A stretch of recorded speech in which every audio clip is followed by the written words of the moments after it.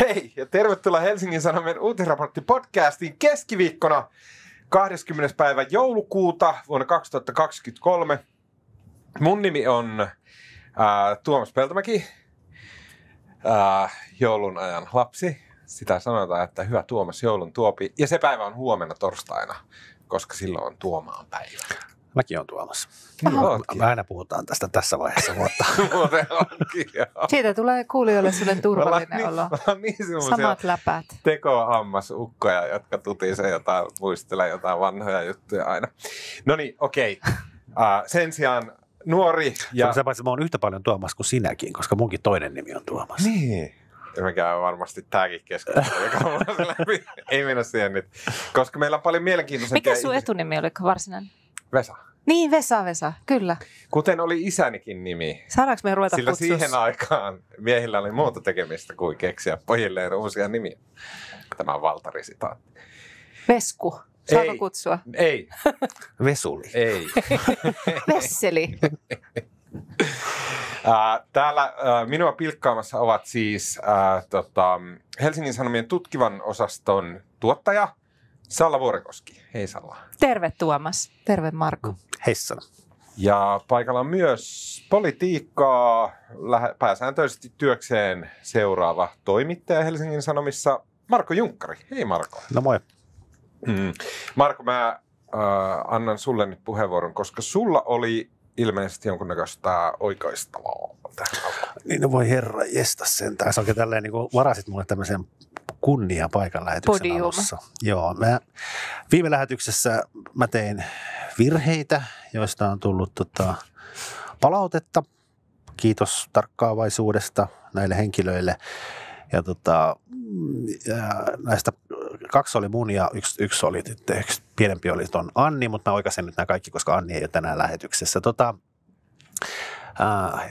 Lähettäjä laittaa vähän kellon ajat tähän.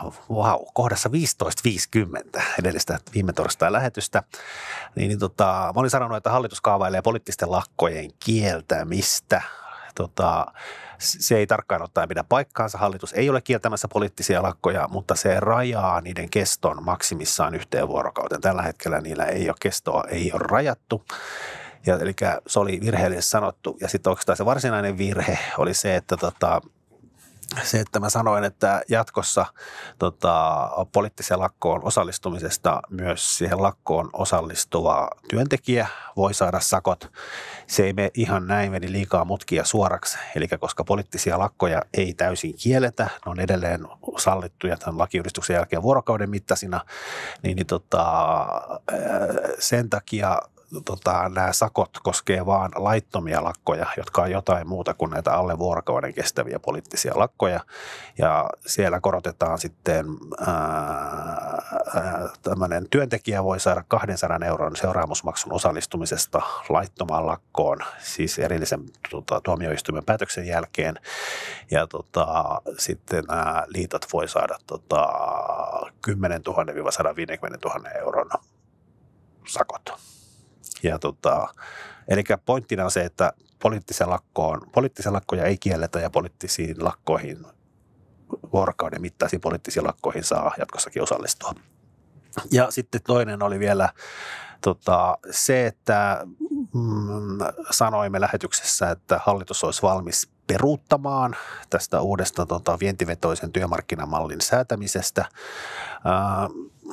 Joo, Satonen on sanonut, että voidaan miettiä muita ratkaisuja, jos löytyy toinen vastaava ratkaisu, joka täyttää siis hallitusohjelmakirjauksen tavoitteet tästä vientivetoisen mallin kirjaamisesta lakiin. Mun mielestä tämä nyt oli ehkä tämmöinen vivahde-ero, mutta sanotaan näin, että Satonen ei ole tehnyt mitään täyskäännöstä asiassa. Mutta eikö hallitus ole aina valmis vaihtamaan suunnitelmia?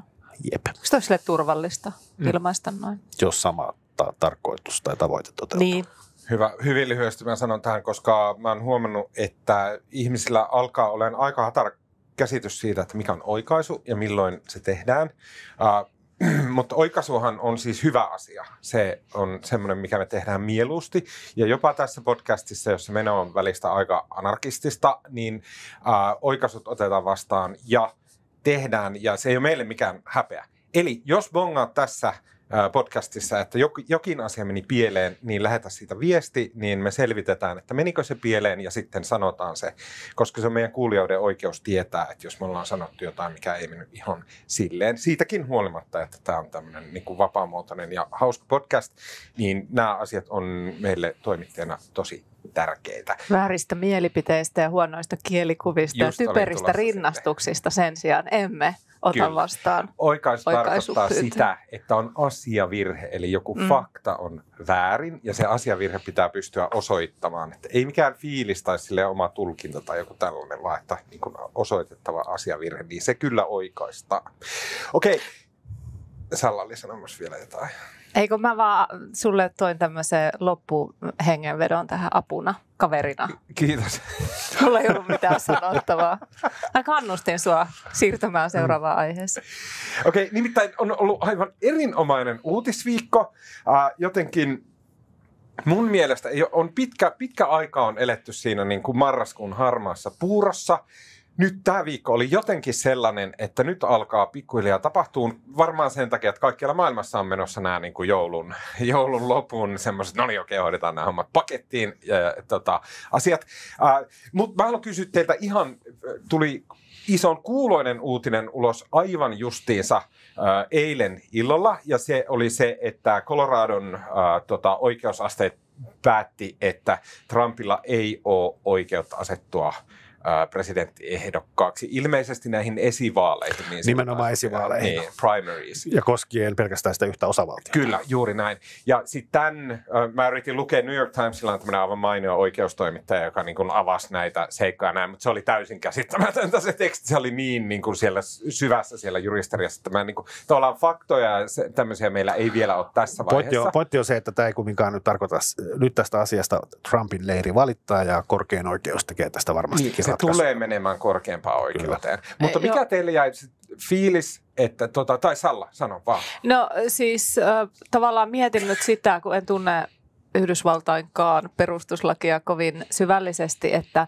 oliko tässä nimenomaisesti tämä lain sisältämä kirjaus, joka mahdollisti tämän tuomion, ainakin nyt siellä paikallisen tuomioistuimen mukaisesti tai mukaan, niin onko se sellainen, että sitä voisi niin kuin soveltaa sitten niin kuin presidentin vaaleihin osallistumisessa myös, ja tätä ilmeisesti voi soveltaa nyt sitten myös kaikissa muissa osavaltioissa, että sehän tavallaan, että Colorado on varmaan vähän niin kuin Mikkeli, että no, tai siis semmoinen, että sillä ei ole niin kauheasti väliä, mitä siellä tapahtuu. Mikkelillä on kyllä väliä.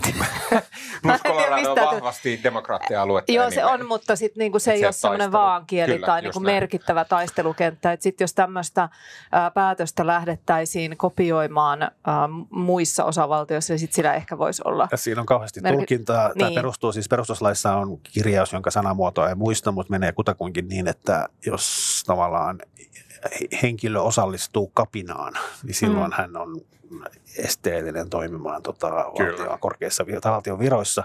Ja tämä on siis jostain ammoisista ajoista. Tämä on sieltä 1700-luvulta, mutta se on niin kuin, sitäkään ei ole vielä, ensimmäinen tulkinta lähtee siitä, että koskeeko tämä myös presidenttiä.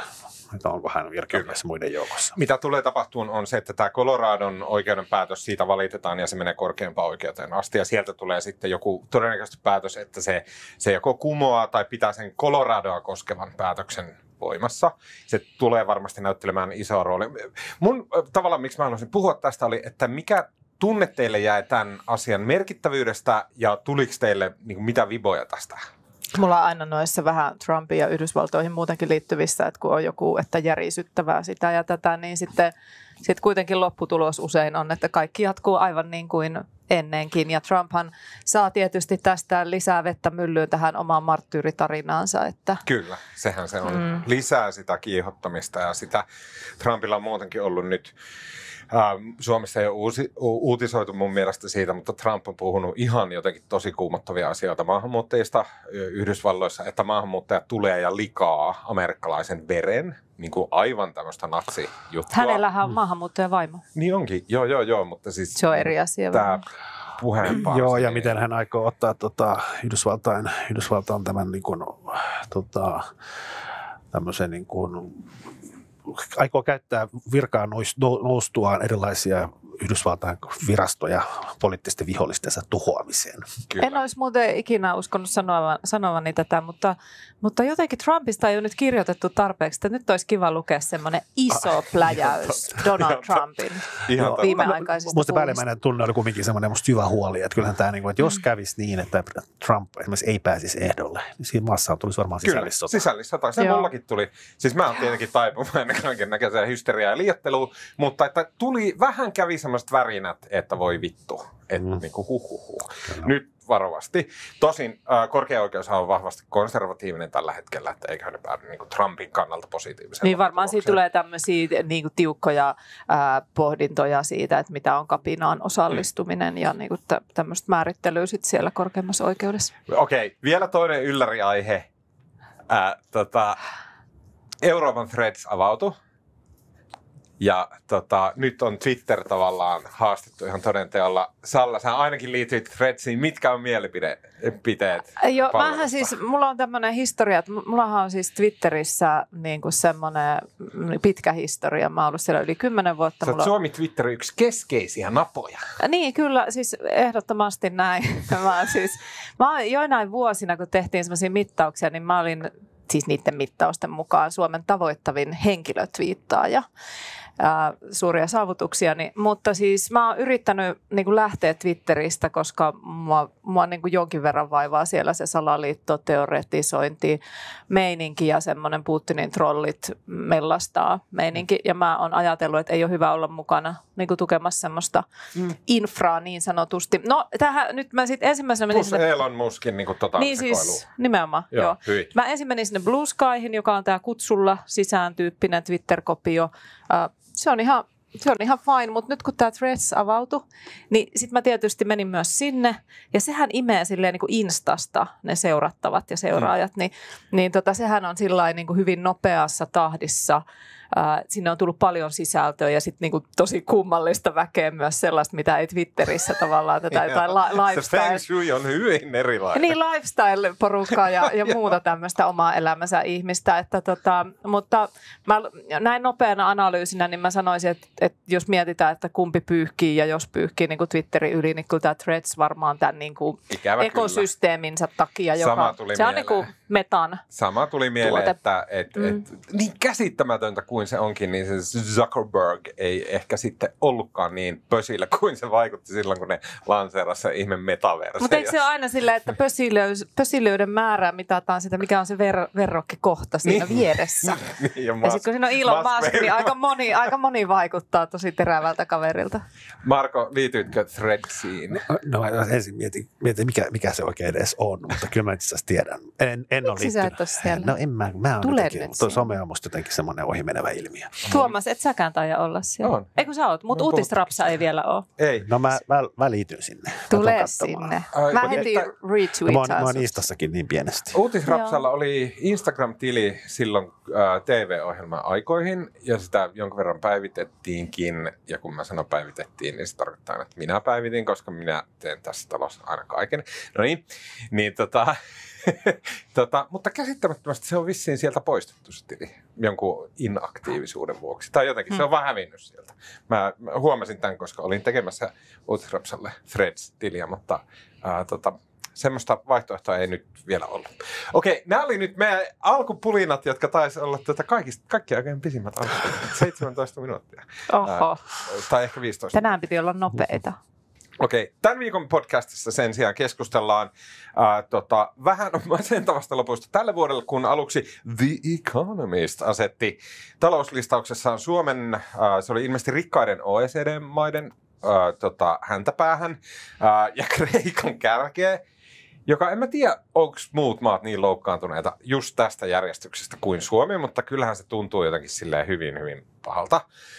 Ja sen perään sitten, ja vielä samanaikaisesti sekä valtiovarainministeriö että Suomen Pankki julkaisi ennusteensa, jonka mukaan todellakin menee ihan päin helvettiä.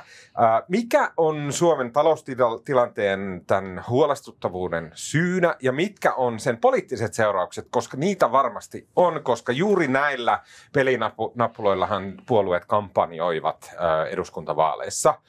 Puhutaan siitä ja myös puhutaan jonkinlaiselta käänteiseltä Monty Python-sketsiltä kuulostavasta tapahtumasarjasta, jossa Jussi Halla-aho valitti poliisille siitä, että Twitter-vasemmistolaisena tunnettu Iikka Kivi, joka on siis jonkunnäköinen aktivistitoimittaja, mutta myös koomikko, tunnetaan koomikko Kivenä, niin Iikka Kivi on nimitellyt Jussi Halla-ahoa fasistiksi. Ja Monty Pythonissa homma menisi tietenkin niin päin, että fasisti valittaa poliisille siitä, että häntä on nimitelty Jussi Halla-ahoksi. Salla kertoo, mitkä on tämän Twitter-lammikossa kuplintaa ja kiehuntaa aiheuttaneen tukastavetokilpailun merkitykset. Ja vielä, koska tämä podcast on koreografia ja laulua myöten, tunnetusti hyvin joulumyönteinen podcast, niin toivotellaan kuulijoille hyvät joulut ja puhutaan itse kunkin tärkeimmistä joulunviettotavoista.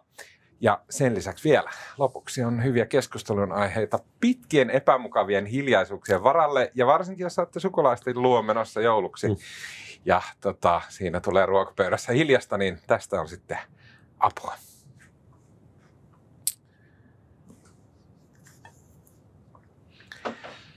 Okei, Marko, voitko saattaa meidät kartalle siitä, että miksi tähän jotenkin epämiellyttävästi tähän vuoden loppuun tuli tämmöinen talous, tämmöinen, että me ollaan kaikki jotenkin ihan kaivossa. Joo, siis aloitetaan näistä. Siis Suomen Pankki ja valtiovarainministeriö julkaisee säännöllisesti suhdannekatsauksia. Ne on ne tavallaan viralliset suhdannekatsaukset, missä katsotaan, että miten taloudessa menee ja miten tulee menemään lähitulevaisuudessa. Näistä kahdesta itse asiassa valtiovarainministeriön ennuste on, en tiedä siis kumpi niistä on parempi, mutta niin kuin se VM:n valtiovarainministeriön ennuste on siinä mielessä tärkeämpi, että sitä hallitus käyttää monien poliittisten päätösten tavallaan pohjana. Että se VM on semmoinen vähän niin kuin virallinen ennuste. Sitten ihan lyhyesti, mitä niissä nyt ennustettiin. Suomen Pankki, joka oli näistä kahdesta synkempi, se muutti syyskuussa Suomen Pankki arvioi, että tänä vuonna siis 2023 bruttokansantuote pienenisi 0,2% ja ensi vuonna kasvaisi 0,2%, eli hyvin lähellä nollaa, mutta nyt tällä kertaa nyt se arvioikin eilen, että talous supistuu tänä vuonna 0,5 ja jatkaa supistumistaan ensi vuonna 0,2, eli veti sitä syyskuista ennustetta selvästi alaspäin. Ja sitten siinä, mikä ehkä eniten kiinnitti huomiota, oli se, että Suomen Pankki esitti hyvin suorasanaisesti huolensa Suomen velkaantumisesta. Ja Suomen Pankin arvion mukaan tällä vauhdilla vuonna 2026, joka on ihan just, mikä on ihan järkyttävä 26, se on tosi paljon, niin silloin Suomen velka suhteessa bruttokansantuotteeseen nousisi 81%, joka on kyllä ihan sikana. VM:n ennuste oli oli synkkä, mutta vähän optimistisempi kuin Suomen Pankin. Valtiovarainministeriö ennustaa, että Suomen talous supistuu tänä vuonna 0,5%, eli sama kuin Suomen Pankki, mutta että se kasvaisi ensi vuonna 0,67%, mikä on selvästi enemmän kuin mitä Suomen Pankki ennusti. Ja sitten sen päälle vielä tämä The Economist-lehden arvio, joka oli se oli siis 30 maan välinen vertailu. Tämä oli Economist-lehden itse tekemä. Niillä oli siinä viisi muuttujaa. Ja taisi olla 35 maata. mitä mä sanoin? 30. 35 maata, kyllä. Ja ennen kaikkea nimenomaan OECD-rikkaimpia maita. Ja ne arvioitiin erilaisten muuttujien mukaan. Siinä oli 2 muuttujaa, oli inflaatiosta, ensinnäkin pohjainflaatio, sitten tämmöinen niin kuin vähän viritetty inflaatio, missä on valikoitu asioita, joiden hinnat on noussut erityisen paljon, talouskasvu, työpaikkojen syntyminen ja osakemarkkinan kehitys kussakin maassa. Ja Suomihan ei näissä oikein pärjännyt. Ensinnäkin Helsingin pörssihän on kehittynyt tosi huonosti, mutta sen lisäksi Suomi oli kyllä itse asiassa sai esimerkiksi näistä inflaatioluvuista kategorioista aika huonot arvosanat. Ja sitten myös tämä talouskasvu on hidasta, kuten Suomen Pankki ja valtiovarainministeriökin kertoo, eikä työllisyyden kasvukaan ole kauhean kummosta. Mutta ehkä se pointtina tässä on se, että tämä mittaa niin kuin tavallaan muutosta, eikä sitä olemassaoloa. Tässä kyse ei ole siitä, mikä maa on rikas ja mikä maa ei, vaan missä maassa taloudessa tapahtuu jotain dynaamista, jotain muutosta. Ja tässä mielessä Suomella menee aika ankeasti. Ja parastahan siinä oli se, että mikä jotenkin mä tosiaan luin sen jutun äsken ja kuten eilen siteerattiin, niin hauskintahan on se, että Economist-lehti lohduttaa. Tai ensinnäkin sanoo, että muu maailma voi juoda huomenna tai juoda uusoa Kreikan kunniaksi ja sitten suomalaiset voi vetäytyä juomaan alushousuissaan vetämään kalsarikännit. Ja musta oli hauska nähdä, että tämä tosiaan pants drunk on tämä englanninkielinen termi, jonka ilmeisesti Miska Rantanen on keksinyt. Meidän kollega on tästä asiasta kirjoittanut. Hän on keksinyt. Kyllä. Ihan tosi. Hän teki sen kirjan. Hyvä, se oli sitä aikaa, kun maailmalle ihasteltiin tanskalaista hykkiä, semmoista kotoilua ja semmoista. Ja sitten Miska vastasi siihen, että Suomessa ihaillaan tätä pants drunkia. Ja musta se on niin se Miskan neroutta niin kuvastaa ennen kaikkea se, että siinä on ne ääpisteet. Kyllä. Se on, niin kuin, että se on niin kuin pants, Kyllä. Se näyttää niin kuin amerikkalaisten mielestä niin kuin yleis-skandinaaviselta sanalta. Se on vähän niin kuin motorhead. Niin. Ja sitten tietenkin keksimällä tämmöisen sanan, niin Miska hilas ovelasti Suomea piiruverran kohti Ruotsia. Täällä luodaan kieltä ja kulttuuria ja ilmiöitä, mutta kaikki ei aina menesty niin kuin, eikö Hesari yrittänyt silloin sitä sormitietokonetta lanseerata? Ei palata niin. Joo. Ja sitten vielä yksi huomio tästä, niin kuin, mikä herätti sitten hieman huomioita tai ihmetystä ja ainakin kollega tuolta yläkerrasta, eli Ilta-Sanomien Timo Haapala sitä kirjoittikin, niin valtiovarainministeri Riikka Purra niin kuin jo maanantaina twiittasi ja vähän silleen niin kuin iloitsi siitä, että huomenna tulee lunta tupaan, kun tulee valtiovarainministeriön Suomenpankin ennusteet. Ja tämä herätti hieman ihmetystä, että onko tämä niin kuin, mitä helvettiä. Et tiedostaako Riikka Purra, että hän on valtiovarainministeri? Mutta hänhän on tätä tehnyt aikaisemminkin nyt, että niin kuin tavallaan pointannut poliittisessa puheessaan sitä, että miten huonosti menee. Mutta siinä on tietysti sisäänrakennettuna se ajatus, että vastuu tässä vaiheessa on vielä edellisellä hallituksella. Ja hän tavallaan argumentoi omien suunniteltujen toimiensa puolesta. Ja välttämättömyyttä, mutta siitä huolimatta se näytti vaan aika hassulta. Niin, ja sitten hän myös ilakoi näillä kalsarikänneillä, että Economist sanoo näinkin suomalaisille. Onhan tämä aika hassua. Eli siis kun nyt on tämä talouskurimus, kun The Economist, kaikkien sivistyneiden jetset-eläjien viikkolehti, niin haukkuu Suomea ja Suomen taloutta, niin he ei hauku nykyhallitusta, vaan edellistä hallitusta. Ja mikä edellisen hallituksen tekoisissa on sitten johtanut siihen, että taloustilanne on näin? Mutta oliko se Economistin ajatus myös se? Ottiko se huomioon suunniteilla olevia? Ei, kun siinähän musta katsottiin niin kuin tavallaan, niin kuin, eihän se katsonut taaksepäin, eikä niin, se katsoi tavallaan enemmän eteenpäin. Se katsoi tätä vuotta. Niin, mikä on se muutos. Niin. Mutta siis poliittisesti niin kuin tänä vuonna on voimassa edellisen hallituksen tekemiä, tai edellisen hallituksen tekemät ratkaisut vaikuttavat edelleen. Siis, eli se kysymys on, että onko tämän vuoden talousluvuissa siis mitään, mikä liittyy tähän nykyiseen hallitukseen? Onko nykyisen hallituksen toimet mitenkään ehtinyt vaikuttaa mihinkään?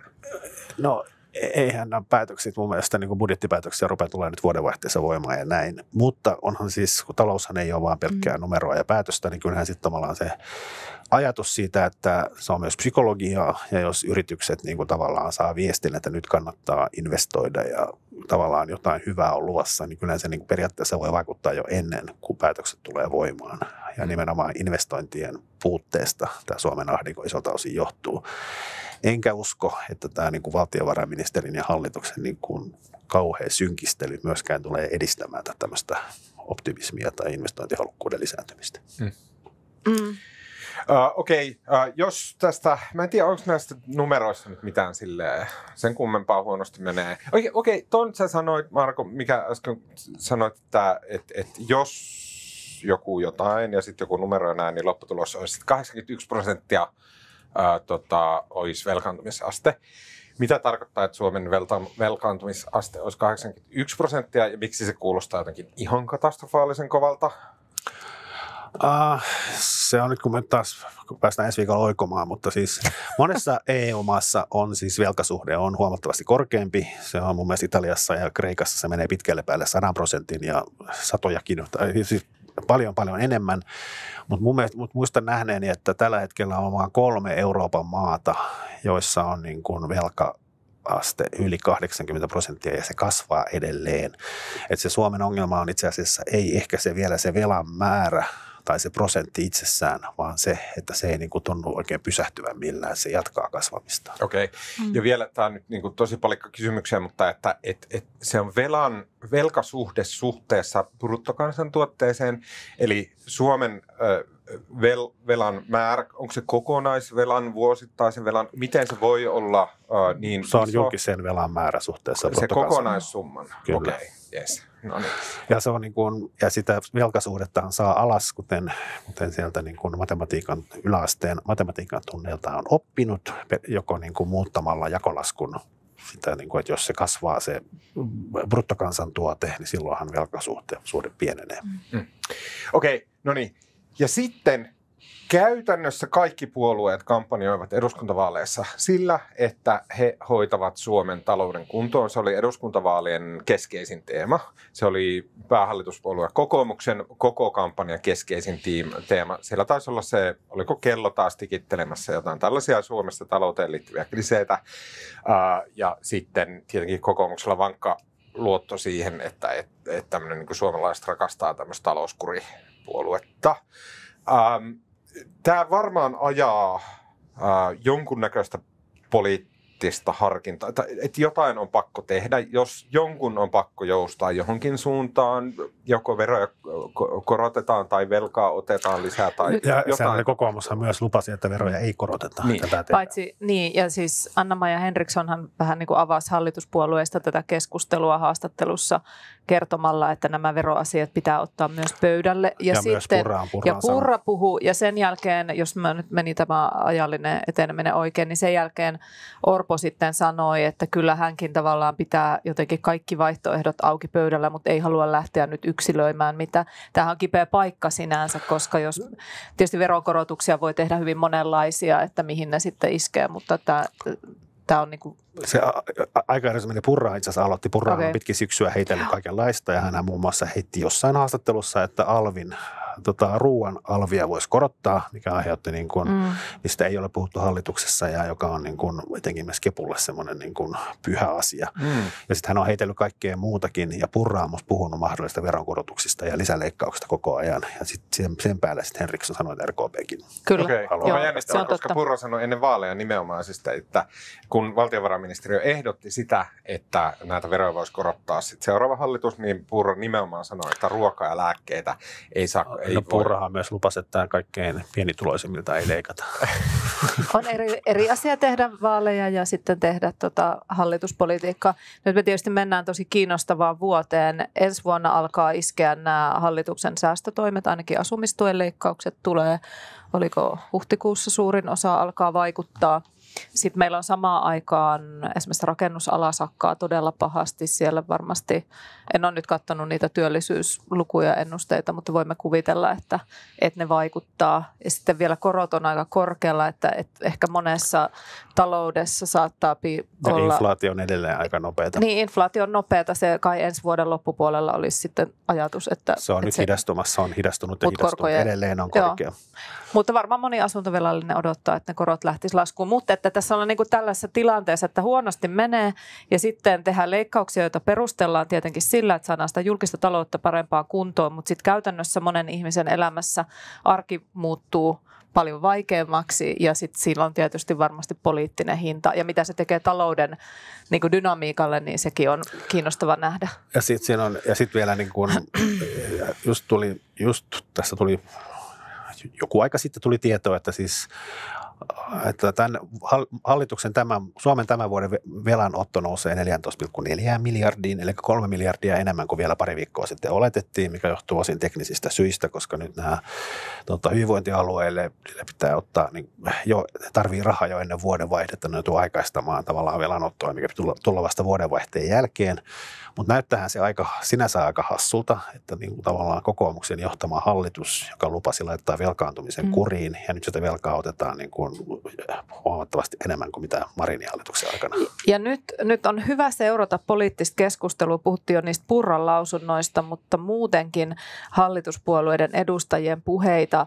että miten tämä tavallaan tehdään tämä retorisesti ja muutenkin tämä ikään kuin vastuunsiirto, että kuinka pitkään voidaan sanoa, että joo, me tehdään asioita, mutta se ei vielä näy, koska asiat vievät niin kuin aikansa ja pelataan pitkää peliä ja syypää on se edellinen tuhlaava velkaa joka suuntaan niin kuin lappava hallitus, että sehän ei tavallaan, se ei ole loputon se, niin kuin se ikkuna, mitä voi käyttää, että jossain kohdassa pitää sitten alkaa tulla omia tuloksia ja milloin se tapahtuu, niin tämä sama sama tekee kaikki nähdään. Hallitukset. Se on tällainen politiikka musta kaikkein rasittavin ja myöskin ikiaikainen perinne, että niin kuin aina kaivetaan se historia ja kaivetaan, että se oppositio on aikoinaan tehnyt samoja virheitä ja näin. Ja kai se periaatteessa voisi ajatella, että 2 vuoden kohdalla hallitus ei voi enää syyttää edeltäjäänsä, mutta ei se siihen loppu, että se jatkuu koko hallituskauden. Ja sitten tietysti tämä, että vaikka on sitä ajatusta, tai tietenkin Suomessa hallitus pystyy vaikuttamaan laajasti Suomen talouteen, niin sitten kuitenkin me ollaan täällä tämä pieni Mikkeli Euroopan laidalla, joka on tosi riippuvainen siitä, mitä Euroopan muissa maissa, Ruotsissa esimerkiksi tapahtuu, että jo keinot ovat rajalliset, mutta niitä on. Niin, mutta mun mielestä se on ehkä niin kuin tämä yritin äsken sanoa, että tässä jotenkin oppositio nyt jatkuvasti kritisoi hallitusta siitä, että se ei panosta riittävästi talouskasvuun ja niin kuin, se on varmasti osin retoriikkaa ja talouskasvusta puhuminen oli myös vaaleissa, niin demarit korostivat talouskasvua, että talouskasvun kautta siis saataisiin tätä velkasuhdetta alaspäin, kun BKT kasvaa ja sitäkin pitäisi tavallaan koittaa kaikin keinoin saada lisää investointeja ja näin, mutta on se myös osin totta. Suomi velkaantuu liian nopeasti ja myös täytyy leikata ja säästää.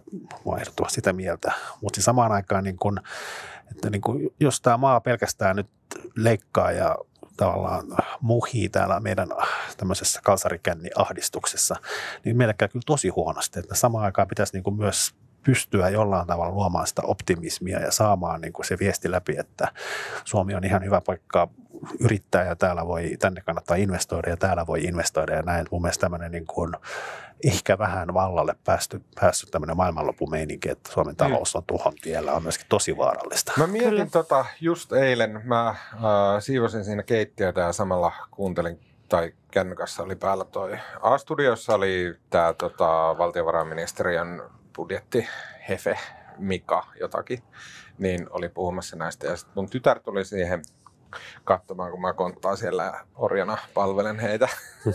Terveisiä kotiin. Mä en näe kuvaa silmissäni. mä en usko. Kova siivoamaan kyllä, pakko myöntää. Ai niin, mä oon kirjoittanut aiheesta kolumninkin, koska mä hinkkaan 2 yöllä siellä vielä viimeisiä hanoja kiiltäviksi.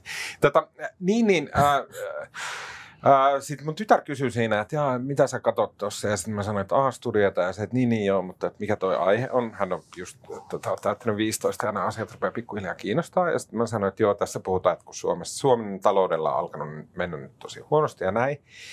Ja sitten mulle tuli semmoinen vanhemman impulssi, ja mä jäin pohtimaan, että oliko mun impulssi oikea vai väärä, niin mä sanoin, niin kun mun tytär kuunteli siinä sitä puhetta, ja ai vitsi kun menee huonosti ja näin, ja sitten näin. Sitten mä sanoin, että sun kannattaa ainakin ajatella tai pitää mielessä se, että tämä puhe on jatkuvaa. Että ihan koko ajan, niin kauan kuin mä oon ollut aikuinen, niin on ollut puhetta siitä, että kaikki on ihan just menossa ihan päin helvettiä. Talous sakkaa ja kyykkää hetkenä minä hyvänsä, tai jotakin kamalaa tapahtuu, ja että kannattaa tiedostaa, että se ei välttämättä ole niin, että sun kannattaa elää elämää ja ei oikeastaan piitota niin paljon tästä negatiivisesta jollotuksesta, koska se ei lopu koskaan. Ja sitten mä vähän kuitenkin mietin, että onko mä oikeassa, kun mä sanoin tällä tavalla. Niin, ja siis nämä listat siitä, mitä on kerätty, että mitä Suomeen on mahdollisesti tulossa ja on tavallaan jo päätettykin erilaisia vihreän siirtymän investointeja, kaiken maailman vetylaitoksia ja tuulimyllyjä ja kaikkea muuta. Niin se määrähän on ihan käsittämättömän iso, mutta se vaan musta se hallituksen kannattaisi nyt jotenkin pitää huolta siitä, että se ei nyt ensinnäkään nyt persut ei täysin päästä tätä tämmöistä vihreän siirtymän vastaista uhoa niin kuin valloilleen ja myös se, että ei tästä että Suomesta ei tule semmoinen paikka, mihin kukaan ei enää kohta uskalla investoida. Että kyllä mä niin kuin tässä kannattaisi olla, säästöjä pitää tehdä, mutta samaan aikaan kannattaisi koittaa olla vähän optimistinen. Mä muistan tämä Sipilän hallituksen aikana, silloinhan kanssa luotiin tällaista yhteiskunnallista ilmapiiriä, jolla haluttiin säästöjä ja sitten näitä rakenteellisia toimia, niin silloin oli jossain vaiheessa alkoi tulla sitä puhetta, että elinkeinoelämän vaikuttajat itsekin huolestuivat siitä negatiivisuuden esillä pitämisestä ja siitä vähän niin kuin lähdettiin peruuttamaan. Tämä on varmaan semmoista hienoa dramaturgiaa, että mikä on sopivaa motivointia ihmisille, että kestäkää nyt näitä säästöjä ja heikennyksiä ja mikä sitten että aiheuttaa tuon Markon mainitseman kierteen. Se on muuten se hefe on Mika Niemelä. Kyllä. Mä mietin tätä, että pitäisikö meillä, tämä on nyt mediakysymys, että pitäisikö meillä toimittajana, ja mä vihaan kaiken näköistä niin kuin rakentavaa journalismia ja semmoista niin kuin hallipusijuttuja ja tämmöistä, mutta pitäisikö toimittajilla olla joku analyyttinen työkalu, jolla me pystytään vielä selkeämmin kirjoittamaan siitä, että okei, että nyt jos on joku talouskurimus tai että nyt jos on leikkaukset, korotukset, kiristykset, tämmöiset, niin että keihin ne koskee, mikä on vaikutus keneenkin, pitäisikö me, ja onko meillä tämmöistä työkalua jotenkin vielä selkeämmin niin kuin kirjoittaa niistä asioista silleen, että se ei tuo semmoista yleistä, kaikkia koskevaa niin kuin negatiivisuuden kierrettä. No onhan semmoinen työkalu on se, että se toimittaja vähän ajattelee, mitä kirjoittaa. Mutta toi on hyvin harvinaista. Tuollaista oli ennen. No, mutta siis, niin, ei se ole median tehtävä niin koittaa tehdä positiivisia uutisia, että kyllä tämä tästä ja Suomen talous on niin kuin, talous on hyvässä kunnossa, kun eihän se ole. Mutta mun mielestä se olisi niin kuin jotenkin päättäjien tehtävä pitää siitä huolta, että myös joku tämmöinen pieni tulevaisuuden toivo tässä kaikessa säilyisi. Ja asia ei myöskään auta nämä lakot, mitkä nyt varmasti jatkuu sitten taas heti vuodenvaihteen jälkeen. Joo, Tuomas Sohi muun päin. Mutta mä sanon vielä sen, että mulla kyllä aina sitten kun perehtyy tällaisiin, just kun näitä uusia investointeja, tehdään uutta teknologiaa, testataan ja tulee laitoksia, niin niistä mä niinku ajattelen, että näistä pitäisi niinku enemmän kirjoittaa. Että mitä kaikkea kiinnostavaa pöhinää tuolla tapahtuu siellä niin kuin esimerkiksi energiaratkaisujen puolella. Mehän tehtiin joskus aikoinaan, kun mä olin taloustoimituksessa pomohommissa, niin me tehtiin tämmöinen vähän ton tyyppinen ratkaisu, kun jotenkin aina uutisoidaan niin kuin ihmisten irtisanomisia. On aina kerrotaan, että firma C&C aloittaa 500 ihmisen YT tai 1000 ihmisen YT, ja sitten joskus ajateltiin, että miksi ei koskaan kerrota ihmisten palkkaamisesta. Ja sitten me aloitettiin se, me ruvettiin keräämään niin kuin semmoista, että miten ihmisiä on kullakin viikolla palkattu eri firmoihin. Tämä yritys jatkuu ehkä 2 viikkoa. Se on täysin mahdotonta, koska ihmisiä irtisanotaan köntässä ja palkkaaminen tapahtuu yleensä aika lailla yksittäin. Ja harvoin yritykset, jotkut kertoo, että nyt palkataan paljon väkeä, on jotain uutta, mutta siis tavallaan se, että yritykset ilmoittaisi palkkaamisistaan on aika harvinaista. Niin. He's also a fascist and a very supportive towards Orban. When he was leading Basic Finns, their politicians openly supported Putin after he took Crimea. So he's really not that great, kirjoitti koomikko Kivi nimimerkillä toimittaja ja tämmöinen Twitter-tähti Iikka Kivi. Ja tämä on twiitti, jonka mitä ilmeisemmin joka niin kuin työnsi Jussi Halla-ahon jonkun rajan yli, ja hän kanteli tästä poliisille, ja mitä ilmeisemmin poliisi on nyt siis päättänyt, että tämä on sen arvoinen rikkomus maailmanhistoriassa, että tämä on syytä tutkia. Salla. 26. marraskuuta Jussi Halla-aho, eduskunnan puhemies, oli käymässä tuolla Ukrainan parlamentissa, ja hän puhui siellä ukrainaksi. Hänhän siis osaa Ukrainaa osin ainakin sen takia, että hän on aikanaan asunut siellä, ollut Kiovassa viisumivirkailijana ja sitten muutenkin. Ja opiskellut jo. Ja opettanut nimenomaan slaavilaisia. Ja melkein tehnyt ensimmäisen Suomi-Ukraina-sanakirjan. Kyllä. Niin. Ollaan syvällä hänen omalla maaperällään. Kyllä, ja tämä oli sellainen episodi, joka sai huomattavasti suitsutusta. Myös meidän Rapsan pikkujoulusta taisimme puhua, että onko tämä hienoa, ja totesimme, että onhan se hienoa tukea Ukrainaa. No sitten samana päivänä tosiaan tuon mainitsemasi twiitin kirjoitti Iikka Kivi, koomikko, nyt sitten Iikka Kivi kertoi itse sosiaalisessa... Saanko kertoa vielä kontekstia sen verran, että hän siis vastasi tämmöiselle... No niin. Eli siis tämä twiitti oli, johon hän vastasi, oli tällaisen Ilja Ponomarenkon tilillä, ja hän on siis tällainen yksittäinen ukrainalainen twiittaaja, joka on seurannut hyvin aktiivisesti sotaa, eli ollut meidän monien, myös mun semmoinen yksi ikkuna sinne, että mitä Ukrainassa tapahtuu. Kyllä. Hän on hyvin seurattu, nyt en katsonut paljonko seuraajia on. 1,2 miljoonaa. Joo, mutta esimerkiksi tämän twiitin on nyt joku 1 miljoona ihmistä nähnyt, johon Iikka Kivi kommentoi. Tämä nyt sitten osui hermoon, koska Jussi Halla-aho teki tästä twiitistä tutkintapyynnön, josta siis Iikka Kivi kertoi eilen sosiaalisessa mediassa, ja nyt sitä on vähän uutisoitukin. Eli Jussi Halla-aho katsoo, että se, että Iikka Kivi kutsuu häntä fasistiksi ja very supportive towards Orban, että tämä on rikos tai ainakin epäilee rikosta ja pyytää poliisia tutkimaan, onko syyllistytty kunnianloukkaukseen. Tämä on ihan älyttömän mielenkiintoista siinä mielessä, että ylipäätään tietysti kiinnostaa nämä sananvapausjutut, kun ne tulee mediaa lähelle myös, mutta Jussi Halla-aholla on tällainen vaalikampanja pressavaaleihin nyt menossa, jossa hän on itse muun muassa puhunut siitä, että kun on sananvapautta, niin Suomi on turvallinen tila, ja hän on muun muassa viime kesänä antanut lausuntoja, eduskunnassakin puhunut muistaakseni siitä, että miten ihmiset loukkaantuu liian herkästi ja pitäisi olla paljon enemmän toleranssia loukkaavillekin ilmaisuille. Ja nyt hän sitten itse kääntyy, hän on näin niin kuin virallisessa valtion hierarkiassa, hän on 2. puhemiehenä, niin hän kääntyy, ja vielä presidentinvaaliehdokas, hän kääntyy poliisin puoleen ja hakee sitä kautta nyt sitten itsellensä oikeutta. Ja tästä tulee erittäin mielenkiintoinen tämmöinen sananvapauskeissi, jolle en kyllä itse asiassa, kun nyt vähän kävin läpi noita EIT:n, siis tätä EU-tasosta tai Euroopan tasosta oikeuskäytäntöä ja sitten Suomen oikeuskäytäntöä, niin en ennusta kovin hyvää menestystä tälle keissille, mutta se on siitä huolimatta kiinnostavaa. Mitäs te tästä tuumaatte?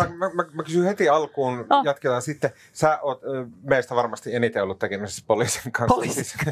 Työn puolesta. Kyllä. Ehkä. Onko tässä ajoituksellista elementtiä sillä tavalla, että tähtääkö tämä Jussi Halla-ahon kohdalta siihen, että tämä niin kuin poliisin päätös tai sitten se oikeuden päätös tulee jotakin sopivasti sen pressavaalien suhteen? Onko tässä sellaista kuviota? No eihän tietenkin Jussi Halla-aho tietää itse, miksi hän teki tämän tutkintapyynnön ja halusiko hän sille julkisuutta. Varmaan pystyy laskemaan yksi yhteen, jos katsoo Iikka Kiven Twitter-tiliä, että kuinka monta kertaa tunnissa hän on niin kuin keskimäärin twiittaa ja mikä on tyylilaji twiiteissä, niin varmaan hyvä ennustus on, että tämä tulee Kiven toiminnan myötä julkisuuteen, niin kuin nyt kävikin. Eli ainakin Halla-ahon on vähintään täytynyt ottaa huomioon, että tämä tulee presidentinvaalikampanjan aikana ja se jollain tavalla sitten julkiseen keskusteluun hänen yhteydessä kytkeytyy. Mitä sä, Marko, veikkaat?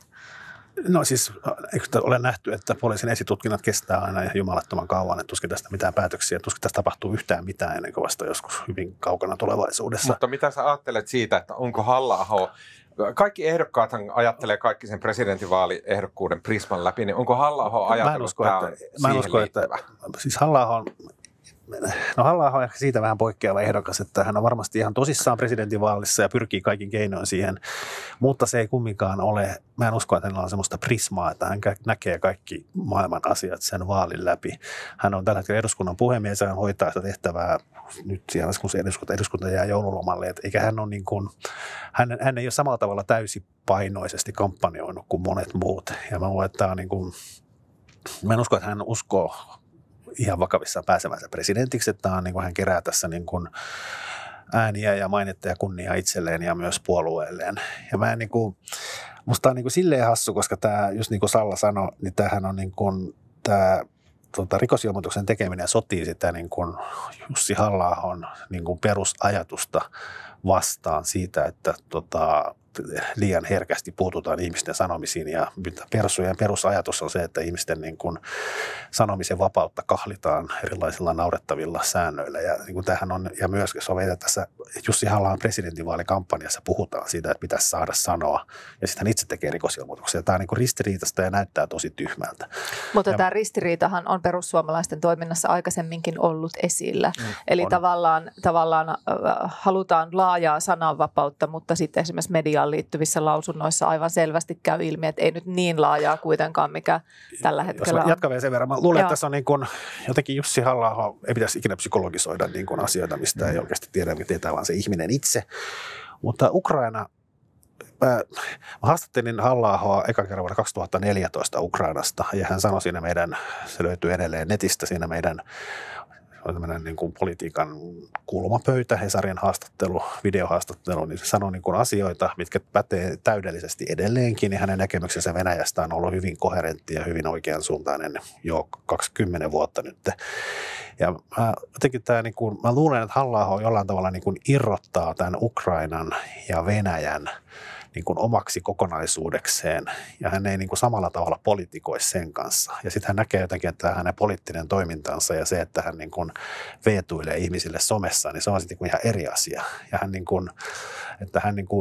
on niin kuin kaksi eri roolia. Ukraina, Venäjä on niin vakava asia, siis Suomelle eksistentiaalinen kysymys, että hän ei halua sen kanssa niin kuin pelleillä. Sitten hän voi ihan samaan entiseen tapaan kumminkin somessa toimia. Niin kuin. Siis Suomelle ja Halla-aholle itselleen niin kuin sydämen asia. On, ja se on niin kuin tavallaan, että se ei niin kuin, että hän suhtautuu siihen niin vakavasti, että mä luulen, että just niin kuin se, että se koomikko Kiven twiitti oli siinä ukrainalaisen toimittajan ketjussa, niin tämä oli se tavallaan se pääsyy, että se sörkkäsi nyt sitä asiaa, joka hänen mielestään, Halla-ahon mielestä ei ole politiikkaa, vaan tämmöinen vähän niin kuin eri asia. Siis olen sama kyökköpsykologisointi, plus mä tuohon lisäisin sen, että mun mielestä tämä paljastaa kuitenkin sitten sen, että miten hyvällä Halla-aho on ajatellut tätä, että miten hänen puheensa on otettu vastaan siellä. Miten tärkeää se on hivellyt. Niin, että se on tuntunut hänestä todella hyvältä ja sitten hän on, niinku, mä näen omassa päässä, miten hän on avannut Twitterin ja sitten nähnyt, että se satana nilkki on siellä, voi vittu! Ja se on alle vartissa läpyttänyt sen esitutkinta-lomakkeen täyteen netin. Että mä uskon, että se meni tunteisiin silleen, että siinä on käynyt todella raivakäppyrät korkealla. Nyt sun pitää, Tuomas, miettiä, että onko nilkki sellainen ilmaisu, jota voi käyttää toisesta ihmisestä syyllistymättä kunnialla. Mun mielestä vertauskuvallista näytelmää saa journalismissa.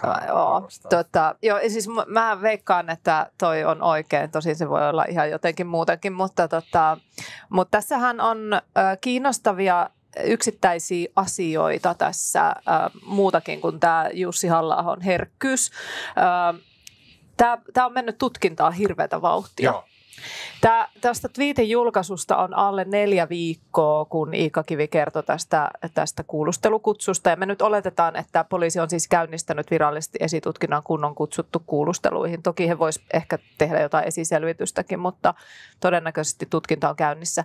Ja tämä on kyllä sellaista niin kuin valon nopeutta, kun tietää, miten pitkään jutut seisovat poliisilla ilman mitään toimenpiteitä. Niin tässä herää se kysymys, että onko nyt sitten tässä tämän asianomistajan poliittinen asema esimerkiksi jotenkin jouduttanut tätä, ja sitten voimme miettiä, että onko se hyvä asia, että näin on vai ei, mutta se on tosi merkille pantavaa. No sitten jos puhutaan... Mutta mä pysäytän, mun mielestä on hyvä kysymys. Mulla on ambivalentti suhtautuminen siihen, koska toisaalta sitten, että valtakunnan kakkonen, niin kuin Salla sanoit, niin jonon perälle vaan ja venään ne samat käsittelyajat kuin kaikki muutkin, mutta sitten toisaalta se ei kuulosta yhtään niin kuin oikealta, että puhemiehen valitus jäisi minnekään jonon perälle jossain poliisin No tavallaan, joo, mä ymmärrän. Mä tiedän, että jotkut ihmiset myös ajattelee silleen, että pitäisi olla nopeutettua, jos on tämmöinen suurta julkisuutta esimerkiksi saava keissi, ja silloin varmaan jotain perusteita. No sitten tietysti tämä meidän koko niin kuin systeemi ja tämä meidän ammattikin jotenkin lähtee siitä ajatuksesta, että valvotaan valtaa, ja mitä korkeampi vallankäyttäjä on, niin sitä laajempaa, jopa epäasiallista kritiikkiä sun pitää kestää. Ja sitten tietenkin se, että jos taas niin kuin meidän juridinen koneisto, poliisi ja oikeuslaitos meneekin semmoiseen moodiin, että nämä poimitaan sieltä pinoista eri kaistalle, eli nämä henkilöt saa nopeammin oikeutta kuin muut, niin se ikään kuin sotii myös tätä peruslähtökohtaa, että kun sä olet korkeassa vallassa, niin sä oot ikään kuin itse hyväksynyt sen, että oot niin kuin suuremman ryöpytyksen kohteena. Mutta tästä varmaan voi olla monia näkemyksiä. Mutta mä haluaisin ihan pikkusen puhua siitä itse, jos oletetaan, että nyt se kunnianloukkausepäily syntyi siitä fasistisanasta. Kyllä. Siinä twiitissä oli ja muutakin. näin oli, ja siis Jussi Halla itse sanoi niin hän itse, joo. tällä tavalla, että on hyvä saada poliisin, syyttäjän tai tuomioistuimen linjaus siitä, onko soveliasta kutsua laillisesti politiikassa toimivaa henkilöä fasistiksi. No meillä on tästä jo jotain linjausta on olemassa, koska meillähän on aika tuore keissi Johanna Vehko, toimittaja, joka nimitteli Junes Lokkaa epäasiallisesti, mutta laillisesti lopulta korkeimman oikeuden päätöksellä. Ja tämä korkeimman oikeuden ja nimitys oli tässä tapauksessa ei fasisti, vaan rasisti. Eikö natsipelle? Natsipelle, joo, muistaakseni. Joo. Ja tämä oikeuden päätös on itse asiassa, jos haluaa perehtyä tähän tematiikkaan ja missä se raja menee kunnianloukkauksen, niin kannattaa lukea tämä, koska täällä selostetaan aikaisempia keissejä. Ja EIT on oikeuskäytännössään katsonut, että ilmaisut fasisti, neofasisti, natsi, kaappinatsi, kommunisti tai idiootti eivät automaattisesti oikeuta tuomiota kunnianloukkauksesta niihin liittyvän leimaavuuden perusteella, vaan tietyissä olosuhteissa ilmaistuna ilmaisun kohteen provokatiivisen esiintymisen tai ääriliikkeeseen kuulumisen vuoksi niitä voidaan pitää hyväksyttävänä kritiikkinä ja arvoasetelmina, jotka siis niin kuin hyväksytään. Eli tavallaan voisi kuvitella, että tässä tilanteessa, jos tätä nyt sitten puntaroi, varmaan syyttäjä puntaroi ja ehkä lukaisee tämän Vehkon ratkaisun siinä samalla, niin varmaan hän miettisi vähintäänkin sitä, että onko Jussi Halla-aho itse esiintynyt sillä tavalla provokatiivisesti, että nämä olisivat oikeutettuja, onko hänen asemansa sellainen, että nämä olisivat oikeutettuja ja mikä on niin kuin esimerkiksi perussuomalaisen liikkeen niin kuin tavallaan olemus tässä tapauksessa. Mutta sitten kun käy läpi kaikkia näitä ennakkotapauksia ja aiempia päätöksiä, niin kyllä mä veikkaisin, että tämä lentää ulos tämä juttu, mutta ei sitä varmaan voi olla. Kaikenlaista tapahtuu. Joo, tai siis tuntuu itsestään selvältä, että Jussi Halla-ahon asema, jossa hän kykenee suoraan vaikuttamaan esimerkiksi eduskunnan ylimmän vallankäyttäjän toimintaan. Hänellä on, niin kuin vaikka monesti ajatellaan, että puhemies on tämmöinen seremoniallinen virka, niin hänellä on konkreettista valtaa Suomessa hyvin paljon, totta kai myös niin kuin tunnettuna poliitikkona, mutta myös siihen asemaan ja instituutioon liittyvää valtaa. Ja sitten, että Jussi Halla-aho on muun muassa itse kutsunut ihmisiä kommunistiksi ja sitten hyvin, hyvin kärkästä poliittista viestintää harrastanut koko ikänsä, niin tosi vaikea nähdä, että mikään oikeus ottaisi tätä millään tavalla vakavasti. Tosi vaikea nähdä myöskään, että Jussi Halla-aho itse ajattelisi, että mikään oikeus ottaa tämän vakavasti, vaan tämä on tämmöinen niin kuin temppu. Niin, kyllä näin se voi olla. Mutta kyllähän tämä tietenkin mä en tiedä, tämä on poliittisesti aika kiinnostavaa että miksi Jussi Halla haluaa nyt esiintyä tämmöisenä herkkänä loukkaantujana. Toki mä huomaan, että hänellä on siis isot tukijajoukot, jotka näkee tämän oikeutettuna tämän tutkintapyynnön, ja jokainenhan siis saa tehdä sellaisia tutkintapyyntöjä kuin haluaa, mutta mä en oikein tiedä, että mitä tarkoitusta tämä sitten loppujen lopuksi palvelee. Tietenkin tällaisilla keisseillä, vaikka ne johtaisi siihen, että poliisi vähän tutkii ja sitten vaikka rajoittaa sen tutkinnan tai syyttäjä keskeyttää sen, niin onhan niillä semmoinen, että eihän kukaan halua tällaisiin prosesseihin. Nehän on niin kuin rasittavia. Toimittajatkin tietävät sen, että ei se ole kiva siellä poliisikuulusteluissa käydä, ne on energia pois muista asioista, että tietenkin voihan näillä olla myös semmoinen ikään kuin ennaltaehkäisevä vaikutus, että sitten saadaan ihmiset vähän varpaille, että mitä puhutaan. Mä mietin tätä, tämä on nyt niin metafyysinen mietelmä, mutta että jos se itse epäilty tai niin kuin, että ajateltu rikkomus tässä on kunnianloukkaus, niin siihen kunnianloukkauksen ajatukseen sisältyy se, että on levitetty julkisuuteen tietoa, joka loukkaa kunniaa. Sen tiedon oikeellisuuteenhan kunnianloukkaus ei ota kantaa. Että tässä ei vastata kysymykseen, että onko fasisti, ajatteleeko olevansa fasisti. Kunnianloukkaus on perätön väite. Joo. Tai vihjaus. Onko? On. Ai jaa. Kyllä. Mä en tiedä. Mutta sitten sen sisällä puhutaan sellaisista arvoasetelmista tavallaan, että se ei välttämättä aina sitä ei kohdella sillä, että onko se faktinen niin kuin faktaväite joku asia. Okei, mutta siis yksityiselämää loukkaava tiedon levittäminen on taas sitä, että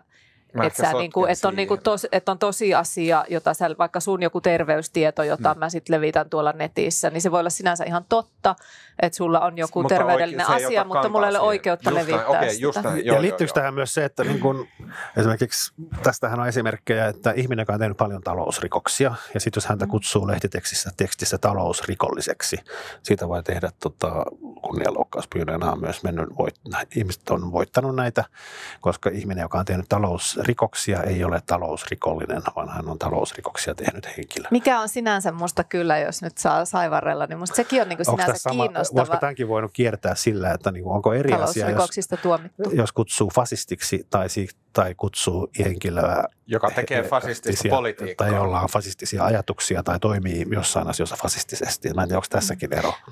Mä toivon, että tämä ei mene oikeudesta tämmöiseen halkomiseen. Se kuulostaisi tosi jotenkin huonolta julkisen keskustelun kannalta. Mutta siis onhan siinä se, että jos esittää esimerkiksi sellaisen väitteen, niin kuin eräskin poliitikko on esittänyt, että toimittaja on sepittänyt juttuja. Se on niin kuin faktaväite, että joku sepittää, siis tietoisesti vääristelee. Tai että esittäisi jostain ihmisestä semmoisen väitteen, että sinä olet murhaaja.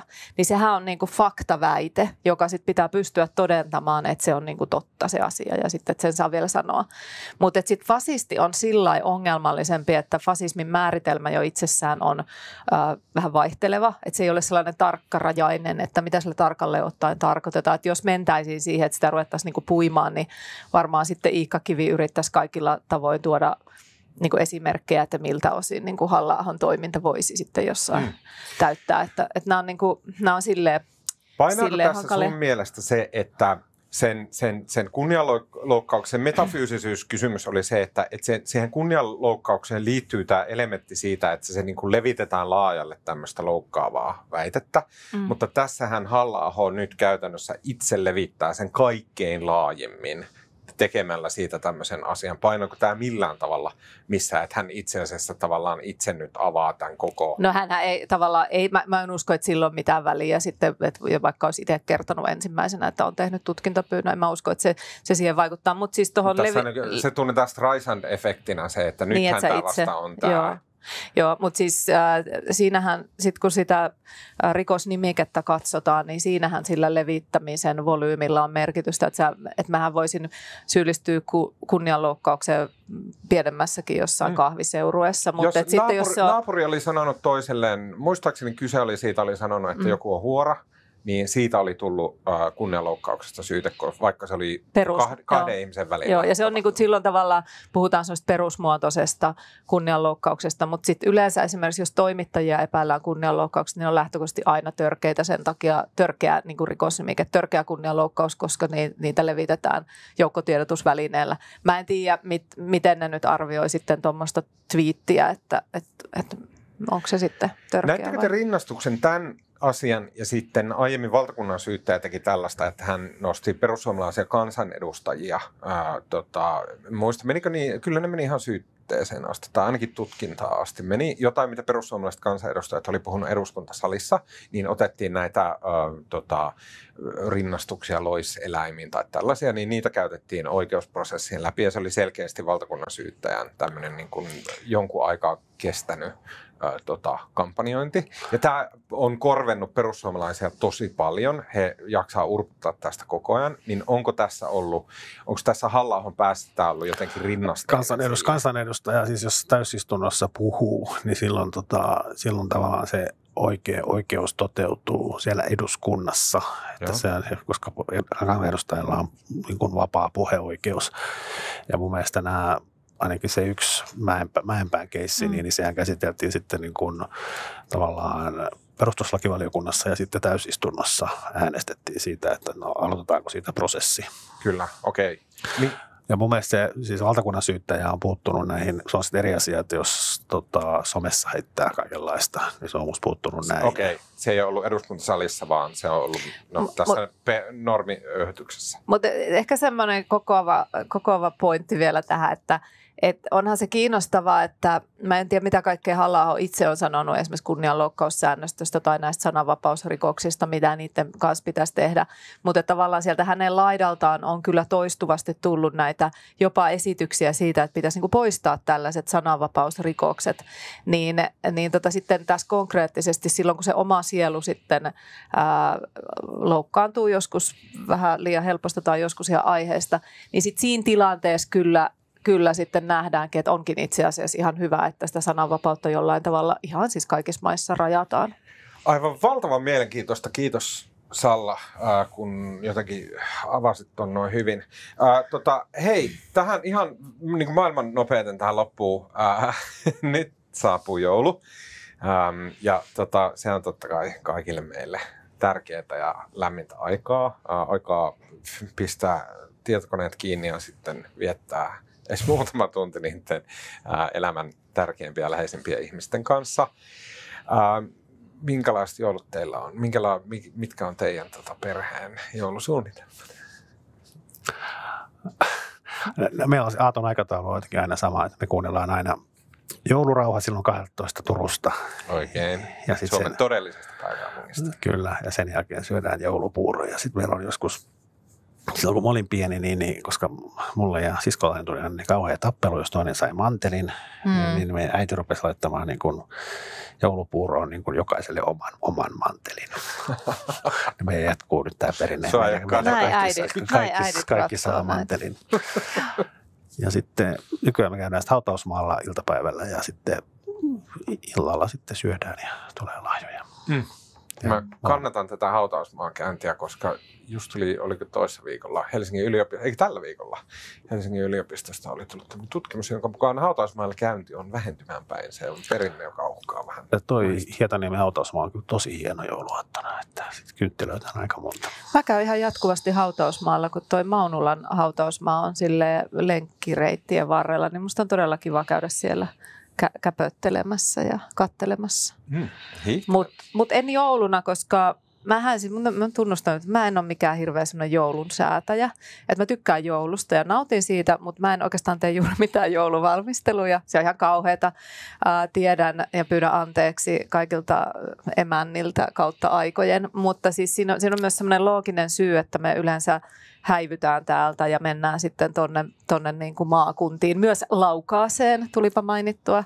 Ei ole muuten kuulunut siitä kunniakuntalaisuudesta mitään. Että äiti oli kyllä pannut merkille ja ilahtunut tästä sun aloitteesta, että kiitos siitä. Mutta mennään sinne ja sitten vietetään vähän eri sukulaispaikoissa sitä joulua. Semmoisia jotain tiettyjä palasia, ei olla kauhean niin kuin opillisia sillä, mutta että kyllä sitä joulurauhaa kanssa seurataan. Sitten mun mielestä niin kuin saunominen ja syöminen ja sitten se lahjahomma, että aikuiset ei meidän jouluissa kyllä yleensä lahjoja saa juurikaan, mutta lapset saa. Joo, meillä on kyllä jotenkin lapset ainakin pienempänä ihmettelee, miksi isä on taas ollut niin tuhma, että se ei saa mitään lahjoja. Niin. Ja sitten mikä kiva, meillä on jos me ollaan mun vanhempien luona, niin kun usein ollaan tai vuorotellen ollaan, mutta siellä on aina kalkkuna. Kalkkuna on ihan kiva. Kuinka ihana amerikkalaista. Joo, mäkään en kinkkua, saatan vähän maistaa, mutta siis yleensä jos tämmöistä lihaosastoa, niin riista on kyllä ihana, jos sattuu saamaan hyvää hirvipaistia tai poropaistia. Että se on niin kuin. Ja sitten kaikki ne kala-asiat. Kalathan on se pääpointti. Joo, ja siis mä tiedän, että sitä mättiäkään ei pitäisi niin hirveästi kai syödä, että se ei ole kauhean vastuullista. Mutta sitä niin kuin kilo ja sitten lohta eri muodoissa ihan hirveästi. Ja sitten ehkä jos oikein käy niin jotain siikaa tai jotain, että niillä en mä oikeastaan tarvitse mitään muuta. Tuomas tuolla niin kuin kiemurtelee, se haluaa kohta kertoa jotain. Ei, mulla ei ole mitään kovin kummosta, koska jouluperinteessä harvoin tapahtuu mitään vuosittaisia muutoksia. Niin. Tänä vuonna pakataan perheautoa ja ajellaan Ouluun, missä ollaan ex-Anopin luona siellä joulupöydässä ja sitten siirrytään mun siskon luo joka mua ja mun kaksoissiskoa ehkä eniten yhdistää se, että me ollaan molemmat kyllä todella kovia kokkailemaan. Sun kaksoissiskon pitäisi tulla joskus tähän lähetykseen. Voitaisiin vertailla. Niin. Mulle joulussa on tärkeää perheaika ja sitten semmoinen mahdollisimman cheesy musa, semmoinen niin kuin amerikkalainen semmoinen 50-luvun joulumusa. Mä toivoisin, että löytäisin suomi cheesy versioita, mutta ne on vähän, suomalainen joulumusa on vähän semmoista, niin kuin siinä on semmoinen jännä melankolia ehkä läsnä. Niin. Varpunen jouluaamuna ja kaikki muu, mutta mä tykkään siitä Amerikan semmoista, se on vähän semmoista kitschiä. Sun olisi voinut eilen kuulla, kun me laulettiin Maa on niin kaunis tuolla Sanomatalon kutoskerroksessa, että siinä oli tunnelma. Okei, sitten tosiaan kun otatte siinä ehkä glögin oheen pikkusen pistätte hujauksen viiniä ja sitten siinä onkin sukulaista jos toista, joita viihdytellä jutuilla ja tarinoilla joulun läpi, niin mistä puhutte tänä jouluna? Mä niin pitkään mietin, että voiko tätä nyt sanoa, että tuleeko tästä jostain Sanoma Corporation marketingista joku hirveä niin kuin sanktio. Mutta mä kyllä kuuntelen joka viikko Politiikan puskaradiota. Kuin myös. Eli Iltalehden omaa, niin kuin, eikö se vähän niin kuin meitä kopioi tavallaan? Kaikki ne on meidän kopioita nämä. Samanmoiset podcastit. Joo, se on ihan hyvä. No se on kyllä hyvä ja siellä on vaihteleva kokoonpano aina, mutta erityisesti joka kerta, kun Lauri Nurmi sanoo siinä podissa, että nyt rakkaat kuulijat, tehkää näin tai noin tai niin aina voi nostaa maljaa. Että siinä on semmoisia hyviä toistuvia elementtejä, mutta musta mä kyllä nyt suosittelen kuitenkin, vaikka se voisitte, älkää nyt menkö tai älkää hylätkö meitä, vaan ottakaa se siihen rinnalle kuunneltavaksi, koska musta heillä on aika hyvä semmoinen hersyvä meininki ja tulee paljon semmoista politiikan kuvioiden taustatietoa, joka on kiinnostavaa, että suosituksia sinne kilpailijalle. Kyllä. Marko. Joo, tästä on jo aikaa, kun mä joskus alkusyksystä luin Jenkeissä ilmestyi parikin kirjaa, että uutta kirjaa käsittelee Fox Newsia ja niistä toinen on Michael Wolff, joka on tämmöinen hyvin, no hän sai aika paljon, hän on siis vanhempi toimittaja, pitkän linjan toimittaja, kirjoittanut vaikka mitä, mutta hän kirjoitti Donald Trumpista pari kirjaa, mistä nousi aikamoinen kohu silloin, kun hän ne julkaisi, koska hänellä on hän on vähän semmoinen niin kuin maailmanlopun journalisti, että hän tavallaan vanhempana hän on päättänyt, että hän niin kuin pistää kaikki juorut pääosin myös tsekkaamatta niin kuin kirjaansa. Ja nyt hän on tehnyt niin kuin, tässä Trump-kirjassa hän niin kuin pani kaikki taustakeskustelut nimellä sinne ja kaikkea muuta ja vissiin vähän keksikin asioita, mistä Amerikassa kovasti kritisoitiin, mutta nyt hän on tehnyt niin kuin Fox Newsista samanlaisen. Hän on niin kuin Rupert Murdochin pitkäaikainen niin kuin tuttu ja on niin kuin vuosikymmeniä kai Murdochin kanssa seurustellut. Ja nyt hän pistää ne kaikki tonne kirjaansa. Ja myös sille yksi kerrallaan, niin kuin luku kerrallaan se pilkkaa näitä Rupertia tai Rupertin lapsia tai ex-vaimoja tai jotain. Succession-faneille varmaan. Se on ihan samaa kamaa ja sitten se on niin kuin, Jenkeissä tämäkin kirja on saanut ilmeisesti kritiikkiä, että hän ei niin kuin kauheasti, siinä on joku kohtaus, missä niin kuin kerrotaan, miten tämä Yhdysvaltain ehdokkaaksi pyrkivä DeSantis on niin kuin potkassut jossain tilaisuudessa koiraa. Ja sitten on niin kuin, wow! Ja tästä oli tullut kauhea kohu, mutta niin hän ei mitenkään lähteytä sitä. Hän ei niin kuin, että voiko kirjoittaa, että Santis on ehkä potkassut koiraa tai sitten ei, mutta kellään ei ole mitään mahdollisuutta niin tarkistaa, onko se potkassut koiraa. Mutta tämä oli joka tapauksessa. Se kirja on todella viihdyttävä ja se kannattaa ottaa ehkä semmoisen niin faktan ja fiktion. Mikä sen nimi oli? Sen kirjan nimi on The Fall on kirjan nimi ja alaotsikko on The End of Fox News. Kiinnostavaa. Marko, mun on pitänyt sulta kysyä, koska mä ikuisena synkistelijänä uskon, että Trump tulee voittamaan Yhdysvaltain presidentinvaalit, joten olisi varmaan aika jotenkin palautella pikkuhiljaa mieleen, että niin mikäs hän oli miehiään, ja sä oot amerikkalaisen poliittisen kirjallisuuden kenties suurin ystävä, niin mikä olisi se Trump-kirja, jota sä suosittelisit, jos haluaa niin kun lukea itsensä, palauttaa mieleen sitä Trumpin kautta ja Trumpia ihmisenä ja kaikkea sitä. Mikä niistä kaikista olisi semmoinen, mikä sulla on jäänyt mieleen, koska oot lukenut ne kaikki? No, en mä kaikkia lukenut, mutta olen useamman. Niitä on, no mun mielestä ne Bob Woodward, tämä toinen näistä Watergate-tyypeistä, se on tehnyt. Ehkä mä lukisin ehkä tämä on musta aika kiva, tämä Maggie Haberman, joka on New York Timesin Trump-toimittaja, joka kirjoittaa joka päivä Trumpista. Se julkaisi Confidence Man-nimisen kirjan, musta tuli tänä vuonna, ja se on se on itse asiassa niin kuin laajempi. Se ei kerro vaan sitä hänen presidenttikaudestaan, vaan siinä koetetaan niin jotenkin selittää, miksi Trump on semmoinen kuin on. Okei, kiinnostavaa. Ehkä mä suosin, se on aika hyvä. Maggie Haberman ja Confidence Man. Pistän joulun aikana lukemaan. Mä haluan suositella, tämä on nyt niin ihan sikatärkeä aihe, ja jotenkin mä oon välillä twiittaillut tästä, ja se ei ikinä musta tuntuu, että ihmiset ei ymmärrä, mitä tällä tarkoitetaan, mutta tämä on olennainen aihe. Tämä liittyy tekoälyyn. Tämä liittyy näihin nyt kehitettyihin kuvatekoälyihin ja tämä liittyy näihin tekstitekoälyihin, näihin chatteihin ja muihin.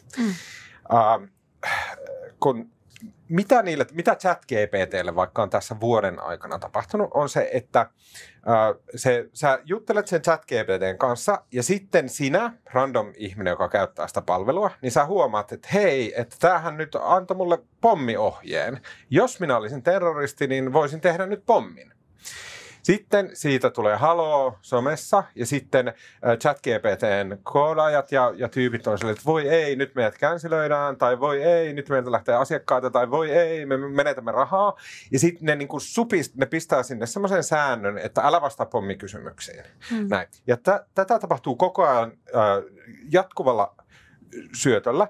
Ja loppujen lopuksi näistä tekoälyistä tulee siis silleen sensuroituja. Että siellä alkaa olla iso joukko sääntöjä, mitä ne kieltäytyy tekemästä. Eli että jos se tekoäly päättelee, että okei, tämä kysymys nyt jollakin tavalla liittyy väkivaltaan, tai että tämä kysymys jollakin tavalla liittyy rotuun, tai tämä kysymys jollakin tavalla liittyy sukupuolikysymyksiin, seksiin, johonkin tällaisiin, niin sitten ne tekoälyt sanoo, että joo, että ei, tämä ei ole luvallista, että tämä ei ole sallittua.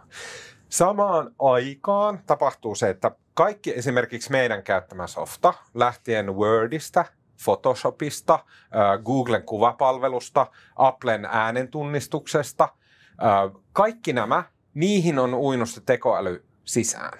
Joten mikä meillä on nyt menossa kaikkialla maailmassa, on se, että se tekoäly koko ajan joka ikiseen aspektiin meidän elämää, yksityiselämää, WhatsApp, ryhmä, kuvajakopalvelut, perhechatit.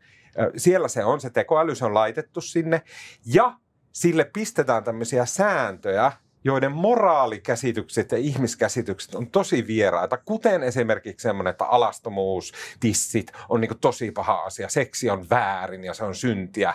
Sitten taas ehkä niin kuin amerikkalaisittain väkivaltaa hyväksytympää kuin seksiä.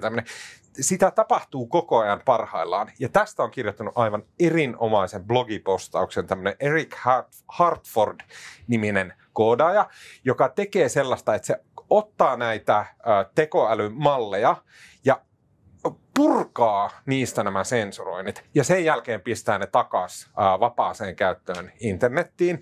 Tämän blogipostauksen nimi on Uncensored Models, hyvin ytimekkäästi kirjoittaa Eric Hartford, jossa se kuvaa sen, että mitä tässä on meneillään ja miksi tämmöistä duunia täytyy tehdä. Hänellä on tämmöinen, mä luen tästä yhden lauseen, joka kuvaa tämän eetoksen. American popular culture isn't the only culture. There are other countries and there are factions within each country.